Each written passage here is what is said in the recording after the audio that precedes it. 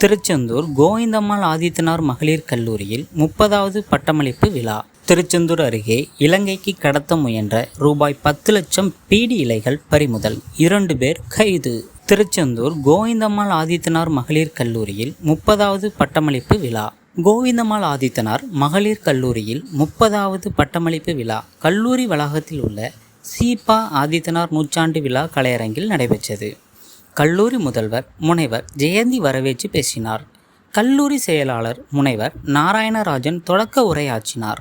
நெல்லை மனோன்மணியம் சுந்தரநாத் பல்கலைக்கழக விலங்கு அறிவியல் துணைத் தலைவர் மற்றும் இணை பேராசிரியர் முனைவர் காளிதாஸ் சிறப்பு விருந்தினராக கலந்து கொண்டு 1150 மாணவிகளுக்கு பட்டங்களை வழங்கி வாழ்த்தி பேசினார்.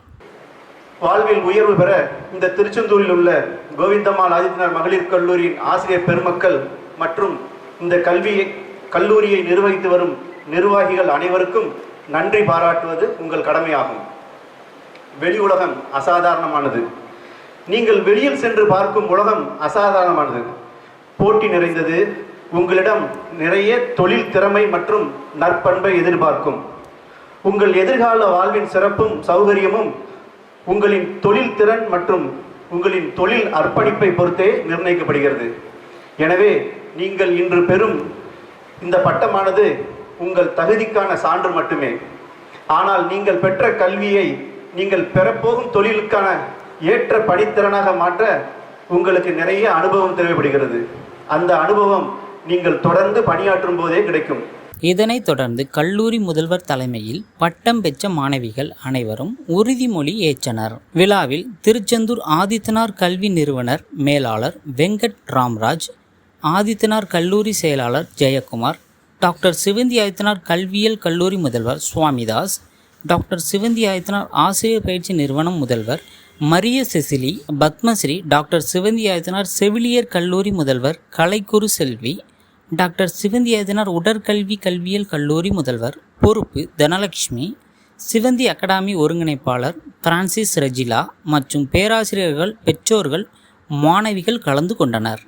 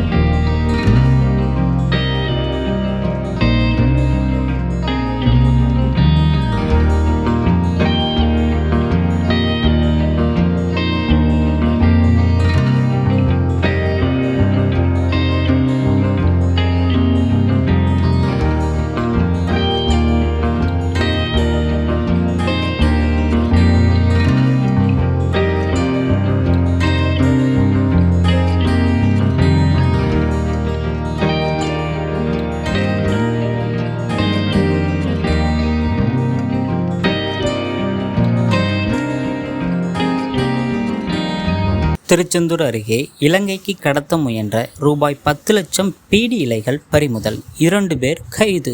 தூத்துக்குடி மாவட்டம் கடலோர பகுதிகளிலிருந்து சட்டவிரோதமாக இலங்கைக்கு கஞ்சா, பீடி இலைகள், மஞ்சள், பூச்சிக்கொல்லி மருந்துகள், களைக்கொல்லி மருந்துகள் அன்றாடம் கடத்தப்பட்டு வருகிறது. இதனை தடுக்க கியூ பிரிவு போலீசார், கடலோர பாதுகாப்பு குழும போலீசார், கடலோர காவல்படை ஆகியோர் கடற்கரை பகுதிகளை தீவிரமாக கண்காணித்து வருகின்றனர். இந்நிலையில் ஆலந்தலை கடற்கரையில் இருந்து வேனில் பீடி இலைகள் கடத்தப்படுவதாக போலீசாருக்கு ரகசிய தகவல் கிடைத்தது. கியூ பிரிவு police inspector Vijaya Anitha, sub இன்ஸ்பெக்டர்கள் ஜீவமணி, தர்மராஜ், செல்வகுமார், ஏட்டுக்கள் ராமர், இருதயராஜ், போலீஸ் பழனி, பாலமுருகன் ஆகியோர் நேற்று 25/4/24 இரவு 9:30 மணியளவில் ஆலந்தலை அருகே வடக்கே கணேசபுரம் பகுதியில் சந்தேகத்திற்கிடமாக நின்று கொண்டிருந்த வேனை சோதனை செய்தனர். அப்போது அதில் 42 மூட்டையில் 1250 கிலோ எடை கொண்ட பீடி இலைகள் இருப்பதும் இலங்கைக்கு கடத்துவதற்காக கொண்டு செல்லப்படுவது தெரியவந்தது. சம்பவத்தில் வேனில் வந்திருந்தவர் ஆலந்தலையை சேர்ந்த தொம்மை மகன் ராஜா, தூத்துக்குடி SS மாணிக்கபுரத்தை சேர்ந்த டிரைவர் பாலமுருகன் ஆகியோரை கைது செய்தனர். பிடிப்பட்ட பீடி இலைகளின் மதிப்பு ரூபாய் 10 லட்சம் ஆகும். சமீபத்தில் காயல்பட்டினம் ஓடக்கரை பகுதியிலிருந்து இலங்கைக்கு கடத்துவதற்காக படகில் பதுக்கி வைக்கப்பட்டிருந்த 80 மூட்டை பீடி இலைகளை கியூ பிரிவு போலீசார் பறிமுதல் செய்தனர். கடந்த ஜனவரி மாதம் முதல் ஏப்ரல் வரை 10க்கும் மேற்பட்ட சம்பவத்தில் சுமார் 15 டன் பீடி இலைகள் பறிமுதல் செய்யப்பட்டுள்ளதாக கியூ பிரிவு போலீசார் தெரிவித்தனர்.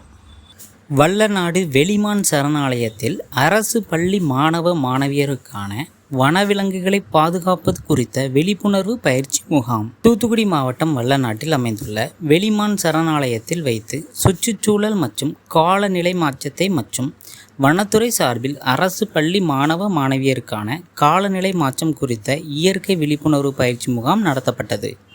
வல்லநாடு வெளிமான் சரணாலயத்தில் பயிற்சி மேற்கொண்ட மாணவ மாணவியருக்கு வல்லநாடு வெளிமான் சரணாலயத்தில் அமைந்துள்ள மான்களின் வகைகள் மற்றும் தாவரங்களின் வகைகள், காலநிலை மாற்றத்தை தடுக்க மாணவர்களின் கடமையாக மரங்களை வளர்த்து பாதுகாக்க வேண்டும் என்பது குறித்த விழிப்புணர்வு ஏற்படுத்தப்பட்டது. மேலும் மாணவ மாணவியருக்கு ஓவியம் மற்றும் வினாடி வினா போட்டி நடத்தப்பட்டது.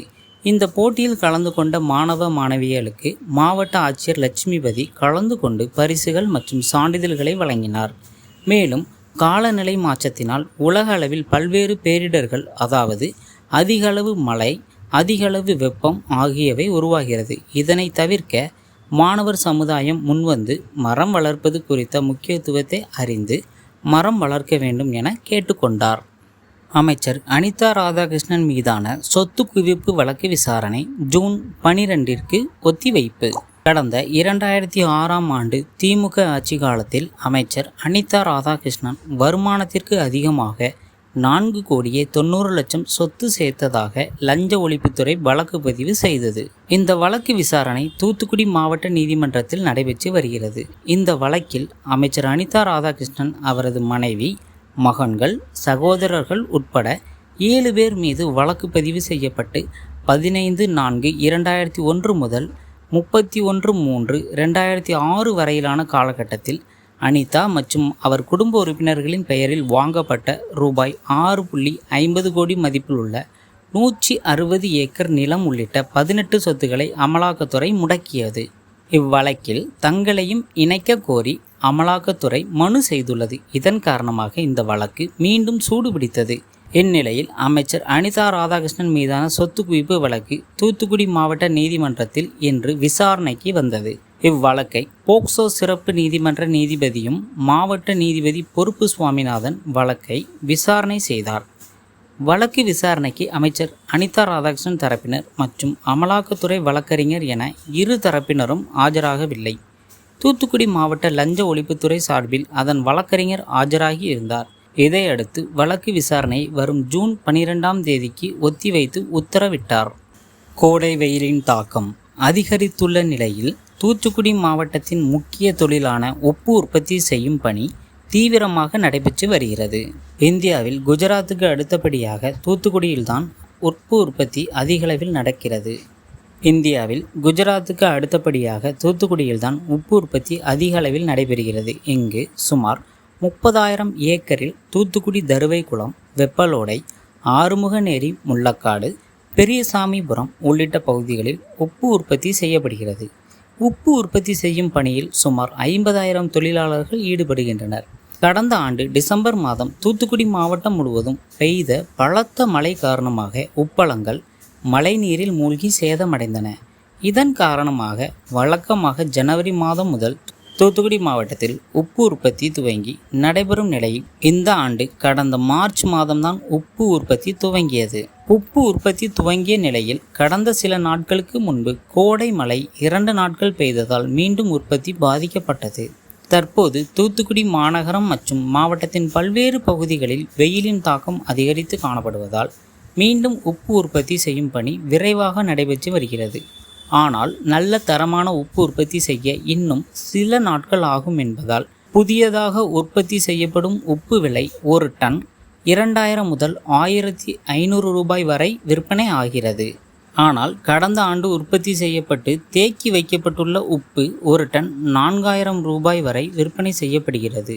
மேலும் இந்த ஆண்டு காலதாமதமாக உப்பு உற்பத்தி துவங்கப்பட்ட நிலையில் இன்னும் 4 மாதங்கள் மட்டுமே உப்பு உற்பத்தி செய்யும் காலம் என்பதால் இந்த ஆண்டு தூத்துக்குடி மாவட்டத்தில் குறைவான அளவு உப்பு உற்பத்தியே இருக்கும் என்று உப்பு உற்பத்தியாளர்கள் தெரிவித்தனர். மேலும் தூத்துக்குடி மாவட்டத்தில் உப்பு விலை உயர்ந்து காணப்படுவதால் இங்கிருந்து உப்பை இறக்குமதி செய்யும் கேரளா, கர்நாடகா மற்றும் ஆந்திரா, தெலுங்கானா மாநிலங்களை சேர்ந்த வியாபாரிகள் தற்போது குஜராத், ஆந்திர மாநிலம் நெல்லூர் மற்றும் தமிழகத்தின் வேதாரண்யம் ஆகிய பகுதியில் இருந்து விலை குறைவாக உப்பை வாங்கி வருவதால் தூத்துக்குடி உப்பு உற்பத்தியாளர்கள் பாதிக்கப்பட்டுள்ளனர்.